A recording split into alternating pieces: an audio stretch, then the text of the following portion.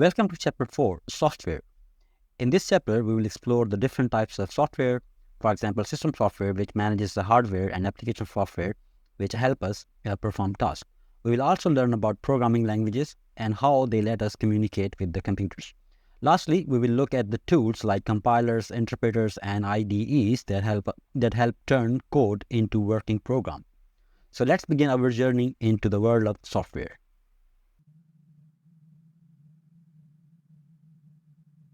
.1 Types of software.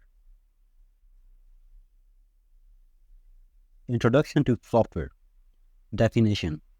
Software is a series of instructions that tell the computer what to do, created using the programming languages. Computer needs software to allow the user to do something useful.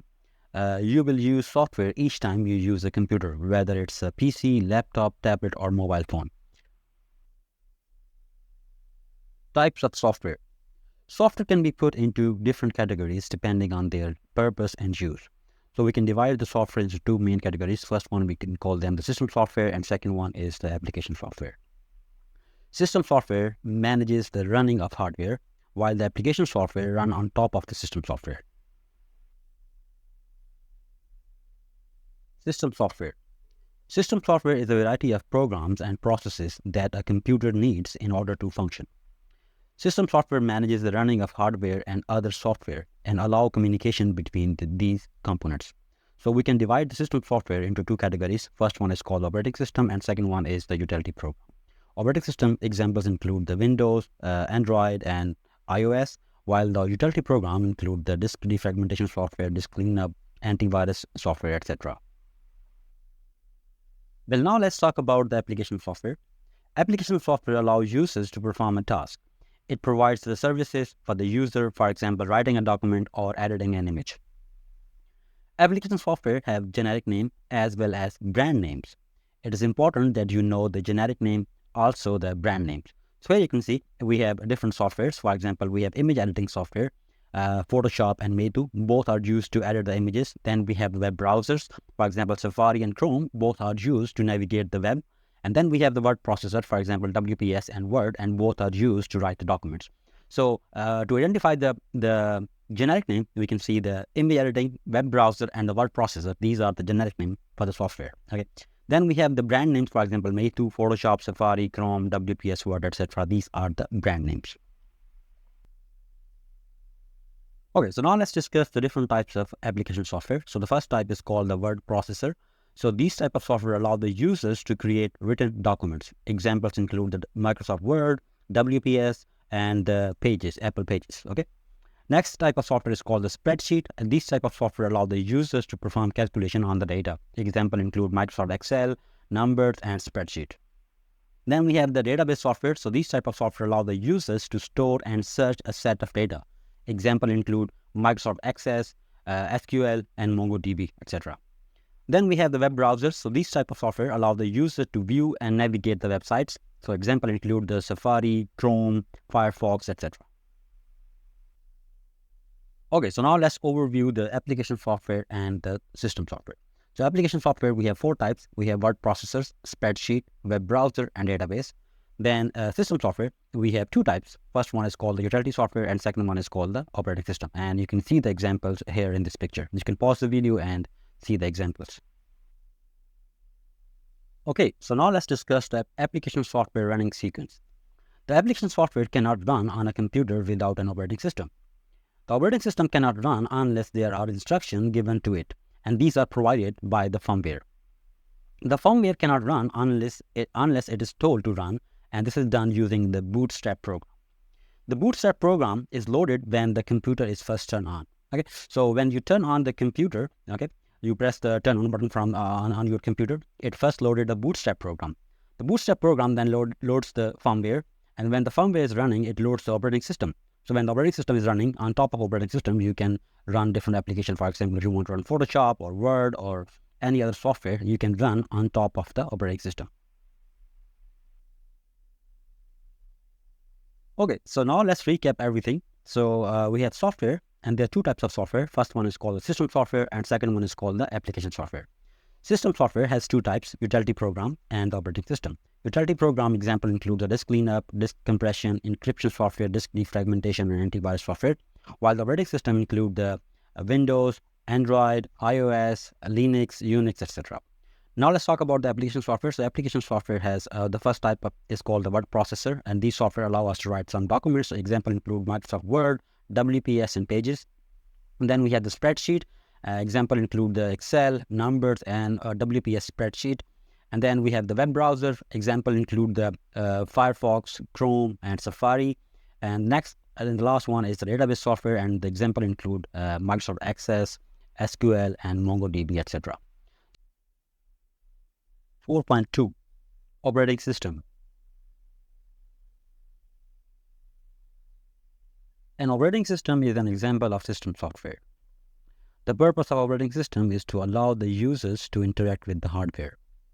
The example of operating system include Windows, Linux, Mac OS for PCs, and iOS, Android, BlackBerry OS for the mobile phones. Well, now let's discuss the features of operating system. So here is a list of 8 features that you need to know. So the first feature is called the providing an interface. So this feature allows us to interact with the physical hardware. Second feature is called the managing files. This feature helps us to create, save, retrieve, and print files. Next feature is called managing peripherals. So this feature enables all attached hardware to function properly. Next feature is called managing memory. So this feature allows the computer system to move things in and out of the memory when needed. Next feature is called managing multitasking. So this feature enables the computer to do several things at once. Next feature is called managing interrupts. So this feature alerts the user when an action is needed to be carried out. Next feature is called the providing a platform for apps. So this feature enables cross-language apps execution on a computer system. And the last feature is called managing users' accounts. So this feature enables computers to securely manage multiple accounts with password protections. Okay, so now we are going to discuss the first feature of operating system, which is providing an interface. The operating system allows the user to enter data and output the data to the user all through the interface. So there are 3 types of interfaces. First one is called the GUI or graphical user interface. Then we have the CLI or command line interface. And the last one is called NLI or natural language interface.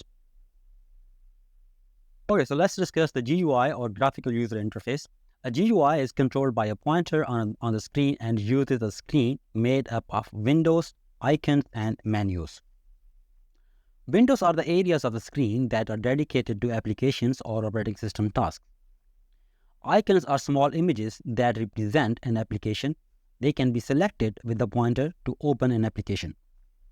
Menus provide options for tasks relating to the operating system or the open application. This is the easiest type of interface to use, but it takes up more memory and storage than a CLI interface. Okay, so now let's talk about the CLI or the command line interface. When using a CLI, user enter text instructions and the computer system provides result or feedback as text. Such interface is often found on older systems or for the devices with limited storage as it required little memory. Commands have to be typed precisely because the interface only recognizes certain commands. There is usually a help menu for the user that lists and explains the acceptable commands. The last interface is called NLI or Natural Language Interface. This interface allows the users to interact with the system in a conversational manner using human language like English. The user types or speaks a command in natural language. The system uses NLP to understand the input by breaking it into meaningful parts. The system performs the task or provides an answer based on the user input. Okay, so now let's compare the CLI with GUI. So in CLI, user type text commands to interact with the computer. It requires the knowledge of specific commands, harder for beginners, faster for advanced users to perform tasks, uses fewer system resources like memory. Command must be typed in using correct format, spelling, and so on. And now let's see the GUI. So in GUI, user click on icons and buttons and uses menus to interact visually. easier for beginners as it is intuitive and user-friendly. Users are usually slower but more accessible due to the visuals, require more resources because of graphical elements, and the last point is need a pointing device such as a mouse to click and launch an application. Next operating system feature is called managing files. This feature allows the creation of directories that the files can be stored within. It also allows the users to move, copy, delete files, name and rename files, plus many other actions such as sorting. This also allows the user to set permissions for reading, writing, or executing files. Next feature of operating system is called managing peripherals and drivers. So this feature has several tasks related to the input and output devices. So the first task is device detection. So this feature identifies the connected devices automatically. For example, when you plug in a USB mouse, it automatically detects that device and then lets you use that one. Next feature is driver installation. So install drivers to communicate with the hardware. Example, installing a printer drivers. Whenever you connect a new device to the computer, so this feature allow the operating system to install the drivers for that device so you can use it. Next one is input-output management. So control the data flow between the computer and peripheral. Example, sending a documents to a printer.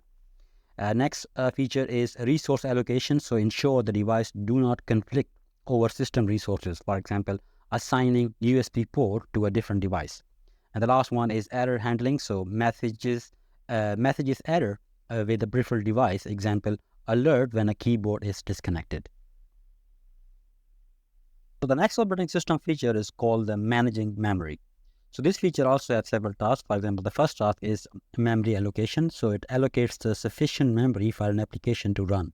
For example, when you open a program on your computer or on your mobile phone, so the operating system allocate the memory for that program to run smoothly. Okay. Next feature is called the memory deallocation. So this feature frees up the memory when the tasks are complete, or for example, when you close the application. Okay. And then we have the creation of virtual memory. So uses disk space when the RAM is full. So this is also the job of memory management, to create the virtual memory when the RAM is full and you open a new application. Okay. And the last one is memory protection. So prevent the programs from interfering with each other's memory. Next feature of operating system is called managing multitasking. Multitasking allows an operating system to run multiple tasks or programs at the same time. Operating system does this by managing the CPU time and memory to ensure each program gets the resources it needs. Multitasking lets users switch between programs like browsing and editing without closing the programs. Next feature of operating system is called managing interrupts. An interrupt is a signal sent to the processor to tell it that something needs its attention. The operating system decides which interrupt to run and then performs the action required. After the interrupt is dealt with, the system resumes its normal tasks. Next operating system feature is called providing a platform for running applications. So this is the job of operating system to provide the necessary environment for application to run smoothly. It acts as a bridge between the application and the hardware, ensuring the program can use system resources, for example, CPU, RAM, hard disk, etc. The operating system ensures the application works properly by managing the software dependencies and compatibility. As you can see in the picture, that the application software running on top of the operating system, and operating system is running on top of the hardware. So whenever the application software needs some hardware resource, they request the operating system. So it's the job of operating system to fulfill the request of the application software. Well, the last feature of operating system is called managing user accounts. So most computer needs a user to set up an account. The operating system manages user logins, password, and permission for the system security. Operating system allows the different users to have personalized setting and preferences. And the last thing is operating system keeps each user's file and data separate from each other.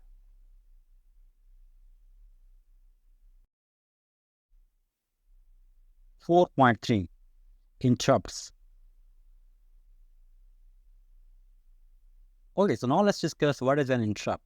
An interrupt is a signal to the processor to tell it that something needs its attention. And we can divide the interrupts into two types. The first one is called the software interrupts and second one is called the hardware interrupts. Software interrupts caused by a software, such as a program is not responding or division by the zero. Okay. A hardware interrupts caused by the hardware, such as pressing a key on the keyboard or moving the mouse. So here are some features of interrupts. Interrupts can be hardware-based or software-based. Interrupt service routine handles the interrupting event. Interrupts allow computer to multitask. A computer cannot function without interrupts.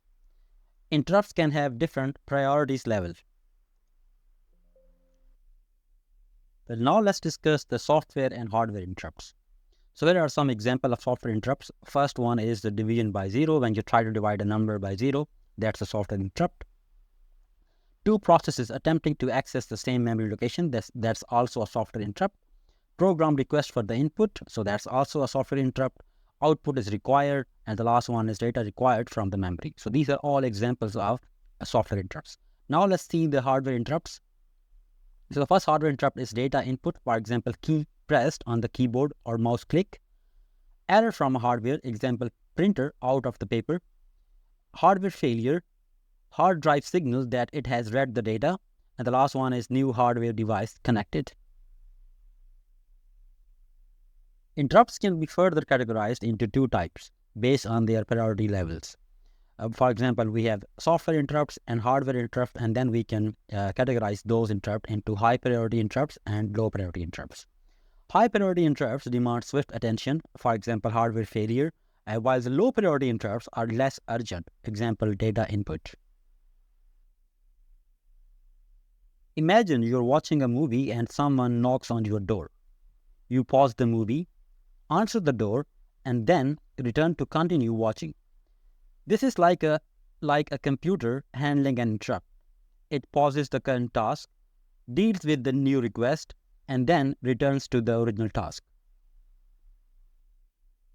How computer handle interrupts? When an interrupt is generated, it is put in a queue according to its priority. When the processor finishes its current fetch, decode, execute cycle, it checks the interrupt queue. It checks whether there is an interrupt with a higher priority than the current task it is processing. If it is, it stores the current process and fetches the interrupt, checks the source of the interrupt, and calls the relevant interrupt service routine or ISR to handle the interrupt. When finished, the stored process is returned to the memory or another high priority interrupt is fetched. So here is a very simplified representation of interrupt handling process. Let's say you are working in MS Word and the CPU is focused on running this program because it is the currently high priority task.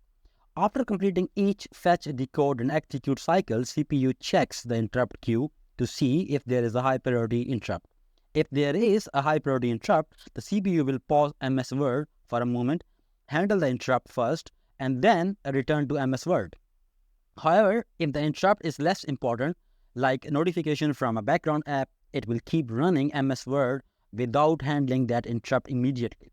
This way, CPU can quickly respond to an urgent task while still keeping your high priority programs running smoothly.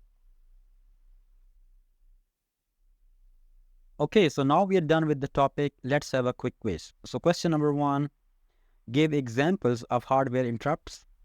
So the answer is key press or hardware failure. Question number 2, what are the two types of interrupts mentioned? So we have two types of interrupt. First one is the software interrupt and second one is called the hardware interrupt. Last question, provide examples of software interrupts. So here is the answer. For example, divide by zero or memory conflict. So that's it. We are done with this topic. 4.4 Types of programming languages. Programming languages can be categorized as high-level languages and low-level languages. Humans find it easier to write code in high-level languages because they are simpler and more like the regular human languages, making them easier to understand and use. Computer, however, work best with machine code, which is a set of simple instructions in zeros and ones that tell the computer exactly what to do. That's why every high-level language code is translated into machine code so the computer can understand and run it. This way, the programming becomes easier for people while the computer can still run the code. High-level languages. A high-level language uses human language-style words. These could be English words that we recognize and use day to day. For example, if, while, for, input, sum, print, etc. Example of high-level languages include C, C#, C++, Python, Java, JavaScript, etc. A program written in a high-level language is portable, meaning you can write it on one computer and run it on another. Low-level languages. Low-level languages are programming languages that are close to the computer hardware. They are harder for humans to read and understand, but offer more control over the computer's operations. There are two main types of low-level languages. First one is called the machine code, and second one is the assembly language. Well, now let's discuss about the machine code. A computer executes machine code which is in binary. If you write a program in a high-level language, it needs to be converted into machine code before it can execute. Different computers may have different machine code. Machine code is non-portable. You can write a program in machine code and it may not run on a different computer. For example, a program written in a machine code for a Windows PC will not run on a Macintosh computer without translation or emulation. Okay, so now let's discuss about assembly language. Assembly language is an in-between stage between high-level languages and machine code. It uses short, simple commands called mnemonics that are easier for humans to understand than the machine code. Each high-level language statement is converted into assembly language instructions, which are then converted into machine code. A single statement in high-level language may require several instructions in assembly language. For example, in Python, you can write a simple one-line program to print hello world. However, in assembly language, the same program requires several lines of code. Well, now let's compare high-level and low-level languages. So high-level languages are easier for humans to understand, read, write, and amend. Easier for humans to debug code. Portable, machine independent. It must be converted into a low-level language before it can be run. One statement can represent many low-level instructions. And the last point is cannot directly manipulate the hardware. Now let's see the low-level languages. So more difficult for humans to understand, read, write, and amend. Harder for humans to debug code. Not portable, machine dependent. Machine code does not need conversion. Several instructions are needed for each high-level language statement. And the last one is can directly manipulate the hardware, for example, writing to a specific memory location. Well, now we are done with the topic. Let's have a short quiz. So question number 1, what are the two types of low-level languages?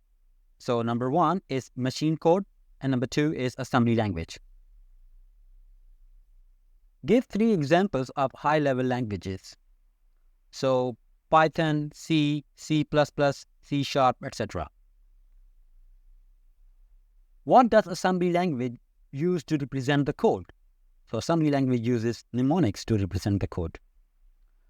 And the last question is, which languages are easy for computer but hard for the humans? So the answer is low-level languages. 4.5 Translators. High-level and assembly language programs require conversion to machine code for execution. This conversion is done using a special software, translator.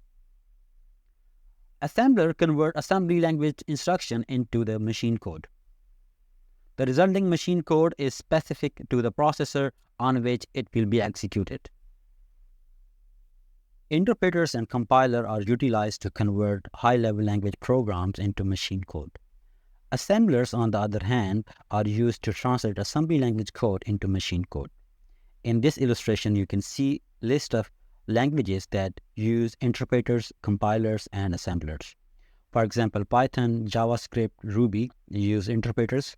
C, C++, and Java use compilers, while the assembly language uses the assembler to convert the code to machine code. Okay, so on this slide, we are going to see how interpreters translate the high-level language code into the machine code. The interpreter reads the high-level language code line by line. This is the first thing that you need to remember. Each line of code is translated into machine code. The machine code is executed immediately after the translation. If an error is found, execution stops and an error message is displayed, and the process continues until entire code is executed or an error is encountered. Now let's see the example and see how the interpreter translates the high-level language code to the machine code. So here we have a code, and the interpreter will read the first line and translate it to the machine code, pass the machine code to the CPU, and CPU will show you the output. Okay, it will move to the next line, translate the code to the machine code, pass the machine code to CPU, and CPU will show you the output. And similarly, it will move to the last line and translate that line of code to machine code. CPU will read that machine code and show you the output in the output window. Okay, so now let's understand how the interpreter translates the code without errors and with errors. The interpreter reads the first line of high-level language code, convert it to the machine code, pass the machine code to the CPU, CPU execute the machine code, and you see the output. The interpreter reads the second line of code, it translates it to the machine code is forwarded to the CPU, CPU execute the machine code, and the output is displayed. Okay, the interpreter reads the third line of code, it converts this line into machine code, the machine code is sent to CPU, the CPU execute the machine code, and you see the output. So that's the process when there is no error. Well, now let's see how interpreters handle code with an error. So interpreter will translate the first line of code into machine code, pass the machine code to the CPU, and CPU will show you the output. The interpreter reads the second line of code, it encounters an error in this line. The interpreter stops execution and displays an error message indicating the problem. When the user fixes the error in the second line, the interpreter resumes the execution from the second line where the error occurred, instead of starting it from the first line.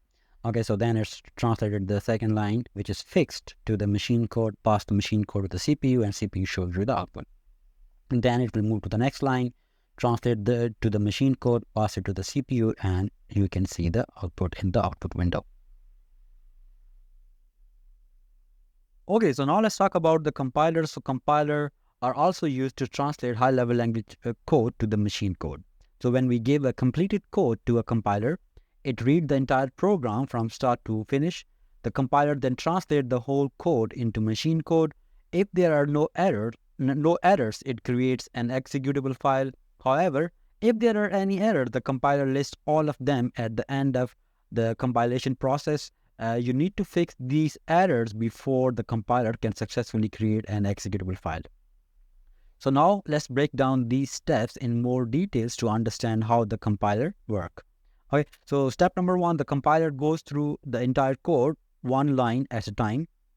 If there are any mistake in the code, it reports all the errors at the end and stop the program from execution. If there are no errors, it creates an executable file that can run on a computer.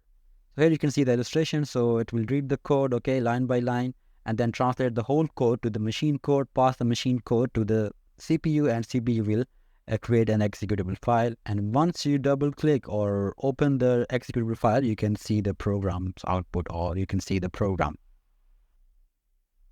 Well, now let's discuss how compilers handle the code without errors and with errors. Okay, so in this illustration, we'll see how the compiler handles the code without errors. The compiler reads the entire program at once. It converts the whole program into machine code. If there are no errors, it creates a special file that the computer can run, and we call that file executable file. So once User double click on that file, it can see the output of the program, or it can see the program application running. Okay, so now let's visualize how compilers handle the code with errors. The compiler read the entire code one line at a time. If there are any mistake, it reports all the errors at the end of compilation process and stop the program from running. And it does not produce or generate an executable file. Okay, so now let's compare interpreters and compilers. So interpreter translate one line of code into machine code and then execute it. Stop when it reaches an error. Useful when writing a program. Code needed to be retranslated each time the program is run. Does not produce an executable file. Source code is required to run the program. Interpreter software is required to run the program. And the last point is you can test part of program without completing it all. Compilers translate all line of code into machine code before executing the program. Report all errors at the end of compilation. Useful when a program has been finished and it's ready for testing or distribution. Code does not need retranslation each time the program is run. Produces an executable file. Source code is not required to run the program. No other software is required to run the executable file. And the last point is you need to have finished a section of code before testing it. 4.6 IDEs. Integrated Development Environment, or IDE, is a software that combines tools like code editor, auto-completion, auto-correction, pretty prints, and block minimizing to make coding easier. Now, let's dive deeper into each feature to see how they enhance the coding experience. So the first feature is called the auto-completion. So this feature suggests possible completion for the code you are typing. Next feature is called the auto-correction. This feature automatically corrects typos in your code. Next feature is called the pretty prints. So this feature uses different color for commands and identifiers to improve the readability. Next feature is called the block minimizing. So this feature allows you to collapse section of code to make it easier to navigate. An IDE can also provide debugging features to help find and fix problems in your code. The first feature is called the breakpoints.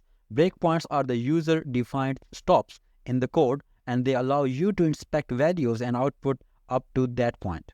Next feature is called the stepping or step-by-step execution. So this feature lets the program run one line at a time, requiring a user input to move to the next line, and this feature helps in checking the code line by line.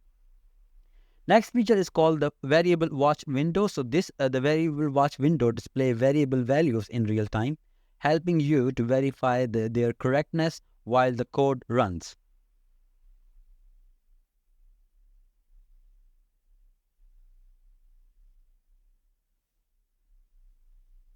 So we can categorize the IDE feature into two types. The first one is the debugging feature, and second one we can call them the code editing features.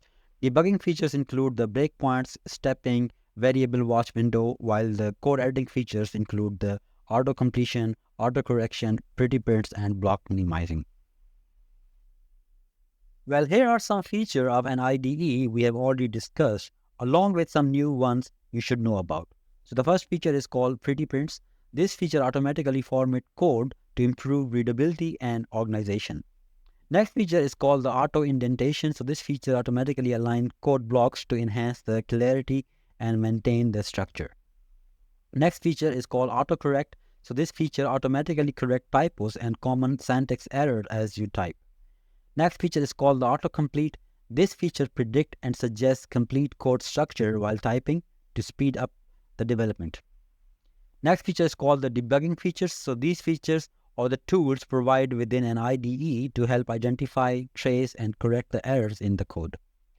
Next feature is called the block minimizing. This feature allows the developers to collapse and expand the section of code for better navigation and focus. Next feature is called the dynamic syntax checking. So this feature continuously checks the code for syntax errors in the real time during the development. Last feature is called the built-in translator support. So this feature offers translation tool for integration within the language services to facilitate the multilingual programming. So that's it. We are done with the chapter 4. See you in the next class.